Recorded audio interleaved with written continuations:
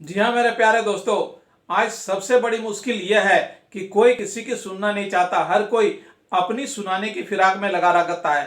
कभी कभी तो आपसी कन्वर्सेशन भी वन वे ट्रैफिक हो जाता है। ऐसे में आप किसी को कम्युनिकेट कैसे कर सकते हैं? संवाद हमेशा दो या उससे अधिक लोगों में होता है, लेकिन अगर आप किसी की सुनेंगे नहीं तो सिर्फ अपनी सुनाएंगे तो आप उसे प्रभावित कैसे कर पाएंगे? उल्टे आपके बारे में उसकी धारणा भी बदल सकती है।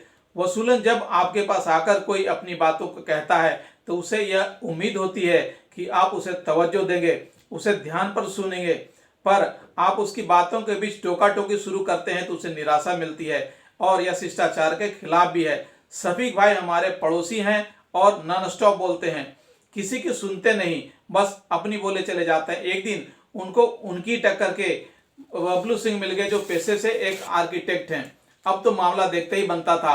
बहस की शुरुआत मोहल्ले की राजनीति से चलकर इंटरनेशनल मुद्दों पर टिक गई। कोई एक दूसरे की बात मानने को तैयार नहीं। बाद में जब सारे लोग चले गए तो बबलू सिंह ने कहा कि हम दोनों में कभी भी दोस्ती नहीं हो सकती, क्योंकि मैं भी बातूनी हूं और शफीक भाई भी। बात समझ में आ गई। दोस्ती हो या प्यार, आपस में साथ निभाने के लिए एक दूसरे को सुनना ही पड़ेगा।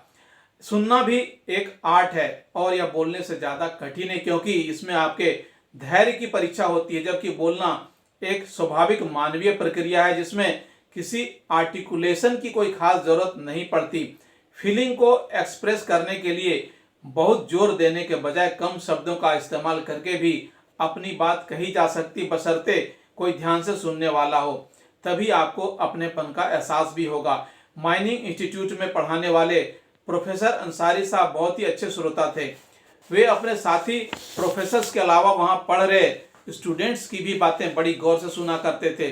बगैर इंटरप्ट किए सुनने की उनकी इस आदत ने उन्हें सबके बीच लोकप्रिय बना रखा था।